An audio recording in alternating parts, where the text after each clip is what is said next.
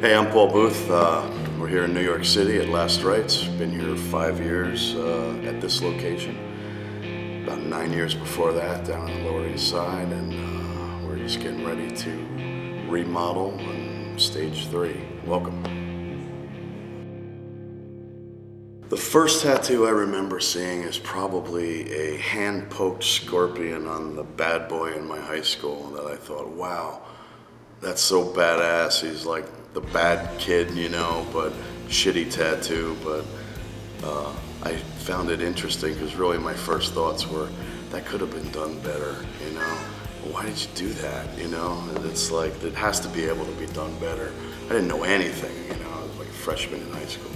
I was a punk rocker, but an artist, of course, and so I was intrigued with tattoos because, of course, back then, rebellion was still a big part of it before it became, vegan couture or whatever it may be now. Of course, it's everything now, so surely I jest. But anyway, so I was, of course, intrigued with anything that was outsider or rebellious, like tattooing then, more so than now. You actually, if you had exposed tattoos, anyone with a hand tattoo or a neck or anything was definitely probably done time in jail, Not in every case, of course, but more prominent than now. It's like, far changed. Even head tattoos are on people that back in the day, wouldn't be nearly as trendy or publicly acceptable. So I kind of miss that. But now what you have to do to be rebellious is practically chop off body parts, which I'm not opposed to, but I'd rather do it on someone else than me, I'm waiting for that to become trendy. Yeah, so that was like my very first start.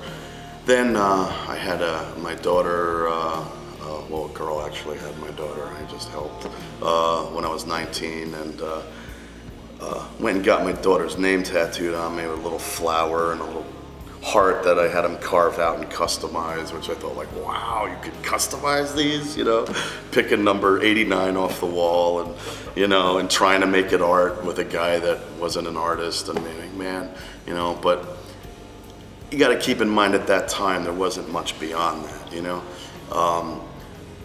in the general, there was, but there wasn't enough communication to know who they were, I didn't know about Greg Irons until I was already an apprentice looking at Tattoo Advocate, which I didn't even know existed until I was apprentice, So there was no public, any mass information, so, worked within the means. But I got her name tattooed on me. I got to customize it. I watched him do it. I was so intrigued with the idea of this permanent art. I was already an artist, so of course I was looking at it as artistic potential, and could see it could obviously be taken a lot further, and kind of building the relationships in my head as to, like, okay, well, I do this with charcoal, I do this with airbrush.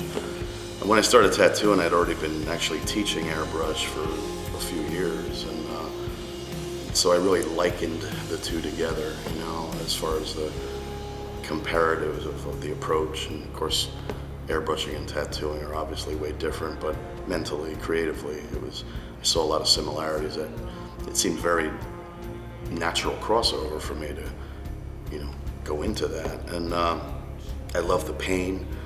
I love the idea of inflicting it and receiving it. The whole thing was just so intriguing on so many levels, And I remember dealing with the pain and watching the art happen, and that relationship between the two just really kind of made me feel like there's a lot more to this.